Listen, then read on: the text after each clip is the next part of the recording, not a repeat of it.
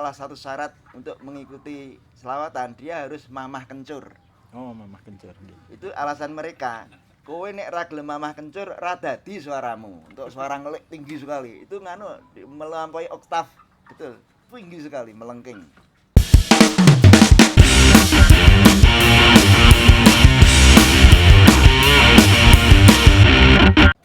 Kalau tadi Pak Purwito ngendikan dipilah antara dadu dan kemudian ada kelompok yang satunya tadi, dan mestinya di kelompok yang satu ini ada yang kemudian punya personal yang bisa punya kemampuan nada-nada tinggi saat selawatan itu.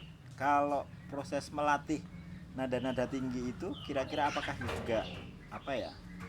Ya kemudian mengajak anak-anak yang lebih muda atau siapa yang tertarik ke wilayah selawatan itu untuk kemudian dilatihkan, oh caranya bernafas begini, caranya bersuara begini dan sebagainya, kira-kira Latihannya sambil proses mengikuti orang-orang tua. Tapi salah satu syarat untuk mengikuti selawatan dia harus mamah kencur. oh mamah kencur gitu. Itu alasan mereka. Kowe nek ra gelem mamah kencur ra dadi suaramu. Untuk suara ngelik tinggi sekali. Itu melampaui oktav. Betul. Tinggi sekali, melengking. Untuk perpindahan dari kelompok satu yang kelompok dadu dan kelompok jawab. Oh, ada ya, itu. ya. Minimal 20 orang dibagi 10, kalau lebih banyak lebih baik. Karena ada suara yang satu-satuan luar biasa. Karena kebetulan di tempat saya yang di Sleman, di daerah Cebongan itu ada juga. Jadi cuman memang seringnya dipakai saat takbir Idul Fitri atau Idul Adha itu. Jadi kalau sore setelah Isya itu baru anak-anak lah, terus anak-anak muda. Tapi begitu jam 11 ke atas, poro-poro sepuh yang kemudian sampai pada tingkat selawatan yang dengan suara-suara ngelik oktav tinggi seperti itu. Di kota gede karena Islam yang ansik itu tidak tertarik pada seni pertunjukan. Biasanya orang kota gede yang nasionalis yang melakukan ini. Sehingga selawatan hanya dipergunakan untuk selapanan bayi 35 hari. Ya, okay. Jagongan manten. Kalau selapan bayi itu cocok karena ada di tengah-tengah naskah itu ada namanya srokal. Yeah. Itu untuk 35 hari selapanan bayi. Bayi dikeluarkan berdiri semua. Yeah. Digendong orang tuanya, didampingi orang tuanya, mbahnya, kemudian diserokalkan dan bayi itu tidak nangis, tidak rewel, tidak bangun. Termasuk dia mempertanyakan tentang agar bayi itu kelak ketika dewasa memperoleh takdir yang baik. Itu mempertanyakan takdir. Bagus sekali itu. Dan itu dilakukan bukan oleh orang Islam yang yang ansik, tapi orang Islam abangan dan nasionalis selawatan itu. Dia percaya pada itu. Dipergunakan untuk selapanan bayi, jagongan manten dan sebagainya. Sampai sekarang pakem itu digunakan karena selawatan ini hanya untuk itu, jangan dipertunjukkan untuk yang lain. Sampai pakemnya seperti itu pola pikirannya masyarakat itu. Ketika digunakan di acara lahiran bayi atau selapanan bayi, apakah kemudian saat misalnya srokal atau di bagian tertentu misalnya kemudian ada tradisi saat srokal tadi itu juga kemudian misalnya pangkas rekmosinya si bayi kayak gitu. Iya. Diikuti dengan prosesi itu, ya. Tapi yang paling inti dan paling penting mempertanyakan tentang takdir yang baik kepada si bayi tersebut. Itu kan orang Jawa sekali terpengaruh agama Jawa, tapi juga Islam bisa diambil sedikit. Dan itu. Berarti juga termasuk bentuk doa harapan bagi orang tua yang kemudian mengundang mengundang tetangga, mengundang grup selawatan itu untuk kemudian bentuk doa kepada anaknya yang sedang yang baru saja lahir, begitu ya Pak. Dan kesenian selawatan bisa hidup lestari karena ada perilaku masyarakat yang menjadi tradisi itu. Laku seiring perubahan zaman selawanan ya dibiarkan. Selawatan jadi tidak ditanggap lah. Itu kan paralel sekali. Ekonomi merosot, ada perubahan sehingga waktu tidak begitu longgar. Kalau ada latihan ketika ada job saja, selain tidak ada job tidak ada latihan rutin. Pak Purwito yang jenengan ngendikan wau artinya ada dua yang sudah agak panjang kita oncai, kita bahas begitu. Satu lagi di wilayah Kota Gede ini tentang kesenian tradisinya ada Jatilan, nggih. Itu di wilayah mana saja kira-kira Pak? Kalau di wilayah Kota Gede ini, berkembangnya. Kebetulan yang Jatilan itu juga berkembang di wilayah Prenggolayan, namanya sekarang masih dilestarikan Turonggo Seto. Turonggo Seto. Kemudian di Singosaren namanya Taruna Baktitama. Masih berlangsung itu. Dua-duanya bersaing dalam kebanggaan.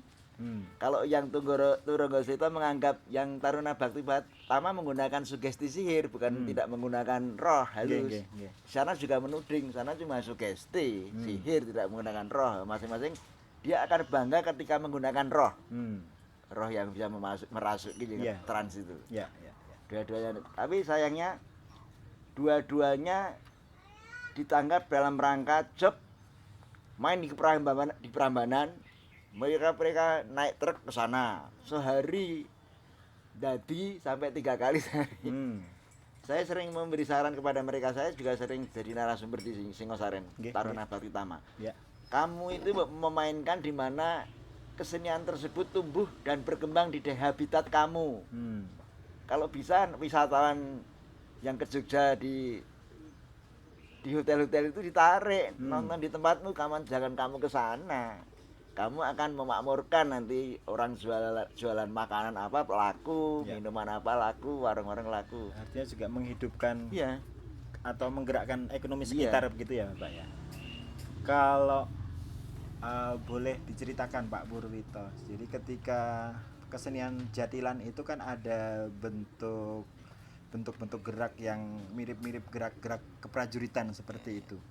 Apakah ketika coba saya ngobrol dengan teman yang lain juga, ada yang pernah bercerita gerak-gerak keprajuritan itu ada yang kemudian pola-pola gerak keprajuritan yang nyun ngapunten barangkali ada yang diciptakan oleh Pangeran Diponegoro untuk sebuah formasi melawan penjajah Belanda begitu. Kira-kira apakah ada kaitan? Di antaranya malah justru dia disusupkan dalam bentuk kesenian. Jadi itu kan lambang sesuatu yang disembunyikan, sesungguhnya perlawanan itu. Perlawanan terhadap Belanda tapi dibungkus, dikemas dalam bentuk kesenian. Orang yang diginikan tidak tedas, itu sesungguhnya sesuatu yang disembunyikan. Sesungguhnya itu simbol perlawanan dan ada peran tokoh Bancak Doyo atau Pentul Tembem. Itu kan simbolis sekali itu. Itu di film November 1828 kan diselipkan juga itu. Ada serombongan kesenian semacam Jatilan yang diperankan oleh Sardono Wikusumo, pakai gerobak menyusup ke benteng musuh Kapten De Bruce itu kan itu meniru apa yang terjadi di Jatilan itu. Dan ada cerita tentang terhadap Belanda itu ya benar tentang Diponegoro. Kalau kita kaitkan dengan zaman sekarang, artinya harapan kita bersama mestinya kesenian tradisi itu akan terus ngeremboko, akan terus lestari, akan terus berjalan begitu. Mestinya juga kelompok-kelompok itu akan mengalami pasang surut terkait dengan keanggotaan, kemudian aktivitas-aktivitas dan gerakan-gerakannya. Nah, kira-kira untuk tetap bisa menjaga semangat dan motivasi komunitas-komunitas itu untuk tetap dilestarikan, salah satunya kira-kira apa, Pak? Atau barangkali juga perlu diperhatikan oleh pemerintah daerah atau pemerintah provinsi untuk tetap salah satunya bentuk kesenian lama harus melakukan modifikasi karena seiring pergeseran waktu, pergeseran zaman, pergeseran terhadap masyarakat muda itu sudah tidak ngeh lagi, dia kepengen suatu kebaruan. Contohnya yang tradisi atau kesenian lama yang masih eksis, wayang kulit, karena dia melakukan kebaruan. Nah ini loh yang terjadi pada kesenian tradisional itu, dia kalau ada orang tuanya dia selalu pakem. Kalau seperti itu berubah. Nah mestinya untuk ini kan di Yogyakarta itu mengejar wisata. Nggih, ya. Pariwisata itu harus kawin dengan seni pertunjukan. Salah satunya wisatawan itu punya waktu sedikit tapi ingin melihat banyak hal. Nah, mestinya membuat pakem durasi pendek dan modifikasi agar ada kebaruan. Agar bisa dinikmati dan mereka tetap lestari. Tapi kalau penggunaan pakem lama udah ditinggalkan orang. Artinya butuh ruang untuk kemudian kelompok atau komunitas itu tetap bisa mencari sosok pemimpin yang artinya tidak kemudian terlalu kaku untuk harus sama dengan pakem terus. Artinya melihat pasar, melihat penontonnya, melihat perkembangan zaman, begitu artinya harus ada kebaruan-kebaruan yang dimunculkan, kira-kira begitu ya Bapak ya. Ya memang harus ada keberanian yang sudah dilakukan oleh wayang kulit. Wayang kulit itu sudah luar biasa, tapi dimaui oleh masyarakat khalayak rame. Tetap pakemnya dan tetap kuat sekali, dari seni tata sugingnya luar biasa, kelirnya, iringan gamelannya dikasih pembaruan. Oke. Baik teman-teman, ini tadi sedikit mengulik tentang kesenian tradisi yang ada dan masih terjaga di wilayah Kota Gede.